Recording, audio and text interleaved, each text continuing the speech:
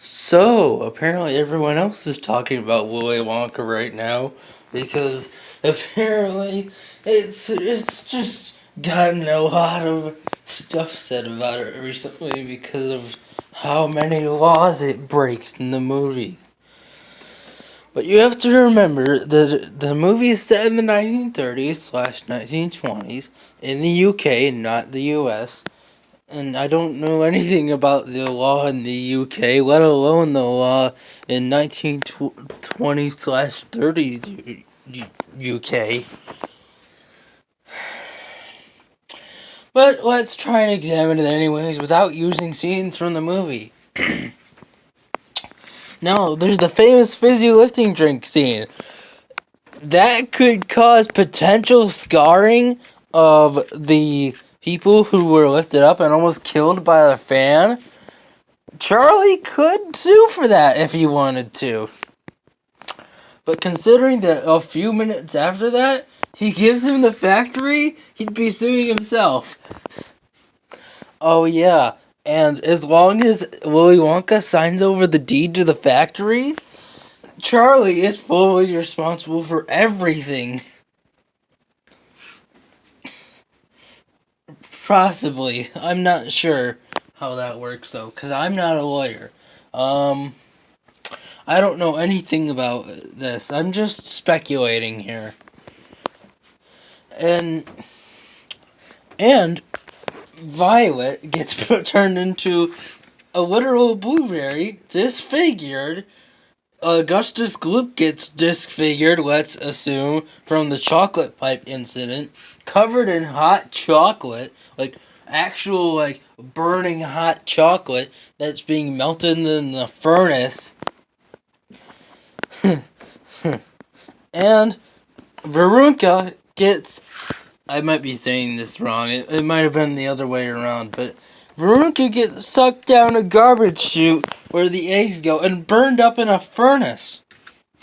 Now, in the Johnny Depp version of Willy Wonka, it's confirmed that they didn't die, but let's assume in the first one the worst thing happened.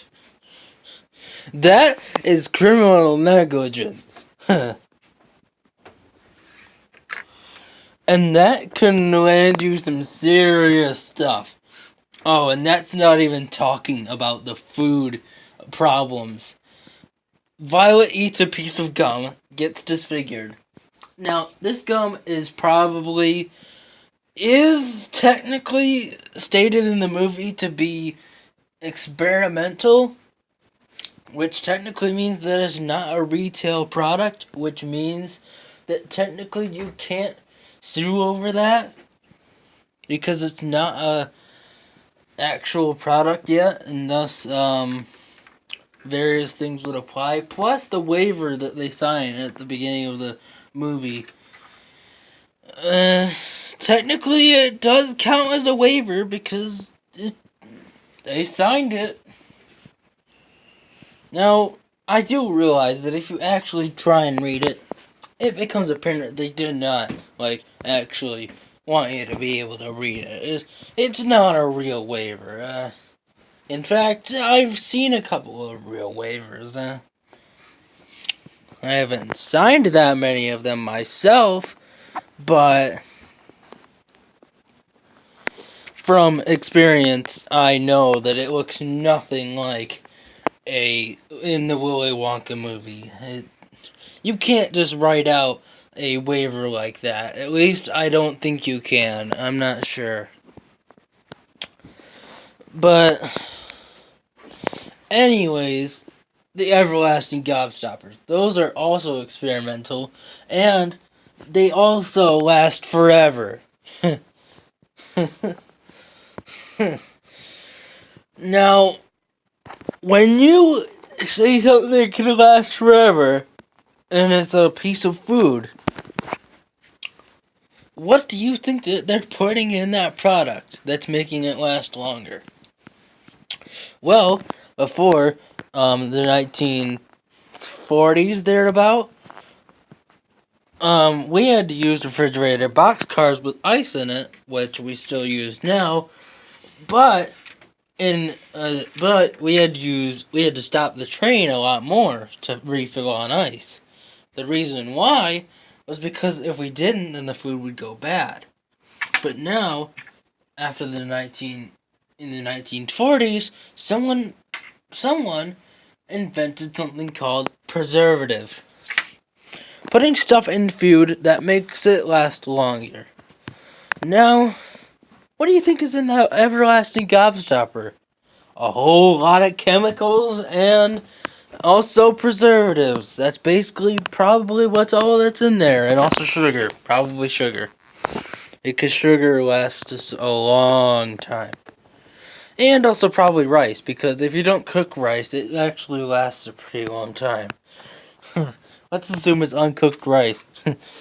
And, because we never do learn what's in there.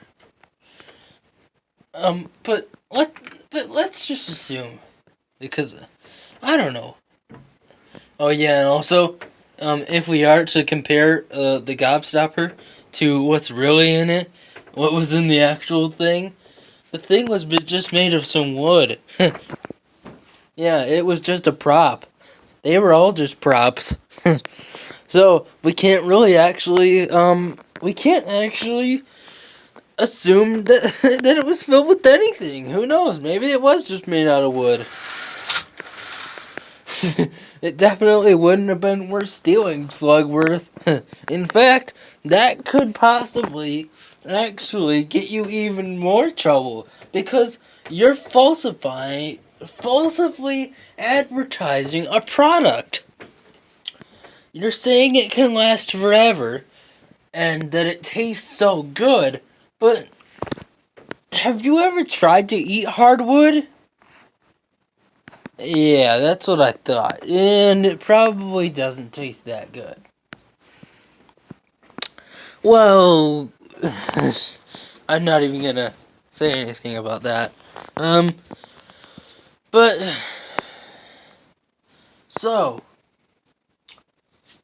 with all that, let's move on to the famous chocolate river. Oh boy, is this thing terrible. You have a kid eating from it, contaminating the entire factory supply. You have an open air area. You have workers not wearing hairnets and not being paid, let's assume. And that's not even the entire story. Also Mike TV eats a piece of exploding chewing gum, which is basically a trope that's been used in like tons of stuff. But technically, since that caused a lot of damage to him, that would actually, if he wanted to sue, they would like that. They would definitely take him to court, probably. But we're gonna talk about that in a minute.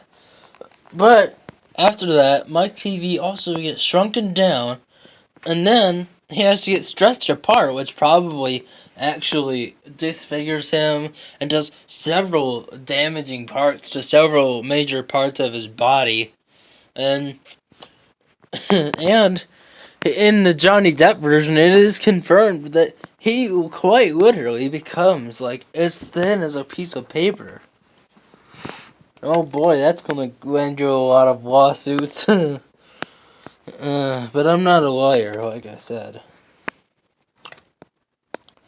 And I'm not exactly pretending to be a lawyer.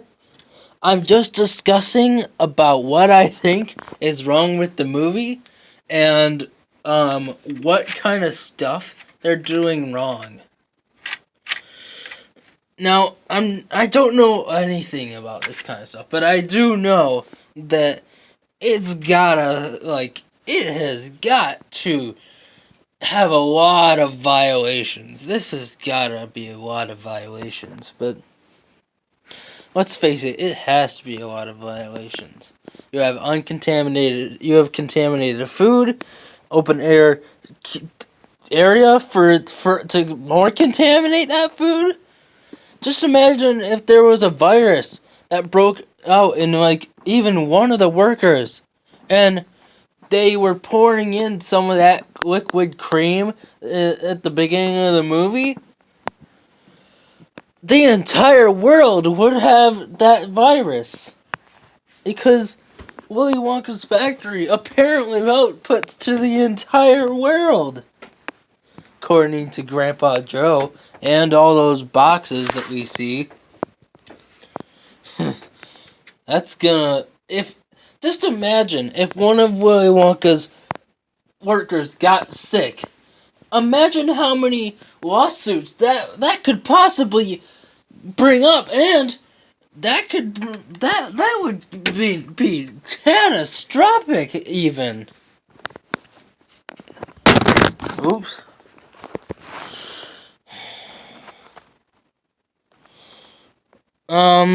Well, that happened. Sorry about that. I dropped my phone.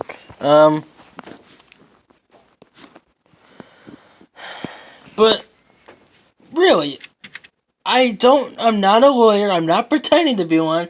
I'm just talking about how many violations there must be going on in this movie. Because even though I don't know anything about this stuff, there has to be a lot of violations. Oh, yeah, and as Matt Pat said, I'm a loyal thirst as well. He said in his Willy Wonka video about OSHA, the Food Protection Agency. In 1971, that's when they started doing stuff.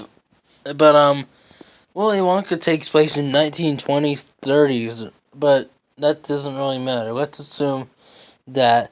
Well, actually, because the law was a lot different back then, especially in places. But oh boy, oh boy. So after all that, Willy Wonka gives his factory to this little boy, Charlie, who has no idea that he is gonna have to pay all this money for the factory and all this because Willy Wonka was so irresponsible when he was in charge. Technically, that's also criminal negligence because you're giving a business to a minor who doesn't know what he's doing, has no prior business experience except running a paper route that's kind of shady. And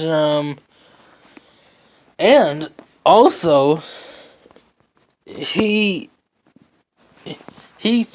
sarcastic to everyone. Like he's like, oh, that girl. Oh, she's why is she ignoring him? Because she's stupid, Charlie. Well, yeah, but really, you're not doing anything to stop her, so criminal negligence. But really, in all seriousness, you would not.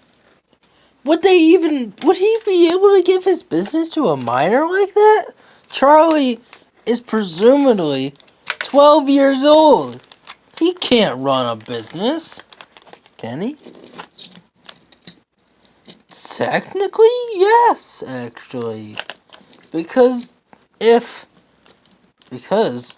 when you have a family running a business, when the current owner of the business dies, it usually goes to the next in line.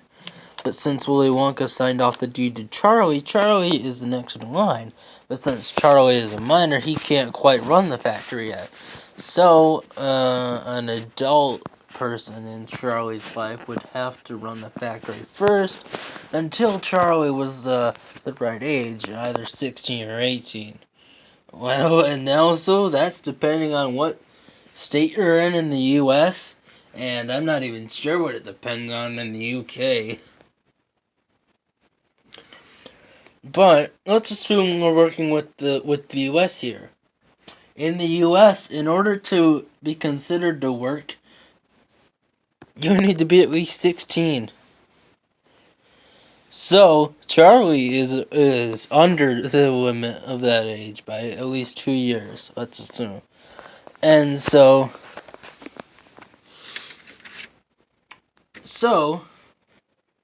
and I even now you're not allowed to run a paper route when you're only 14. You have to be 16, unless you fake your age. But that you can get in some serious trouble for that.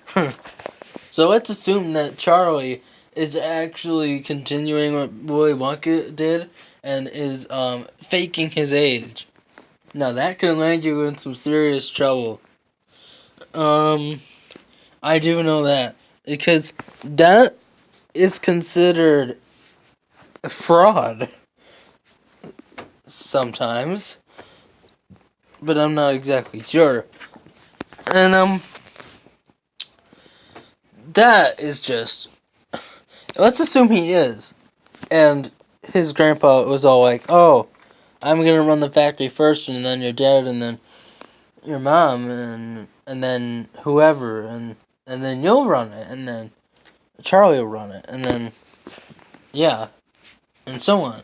But let's assume first that Charlie is faking his age to be able to run the factory first, and then he'll give it to his mom and dad or whoever. That can land you in a whole lot of trouble, like I just said, because you're falsifying your age. Of course, this is the 1930s, 20s we're talking about here. Things were different, but let's assume that the laws are very strict on this back then. Let's assume that they're very strict.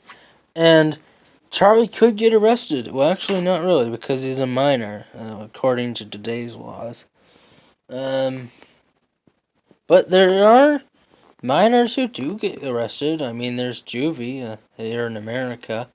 And I'm not sure what they do over in England. Who knows? But, but, best scenario, his parents or his grandpa takes over first, and then they transfer it to Charlie.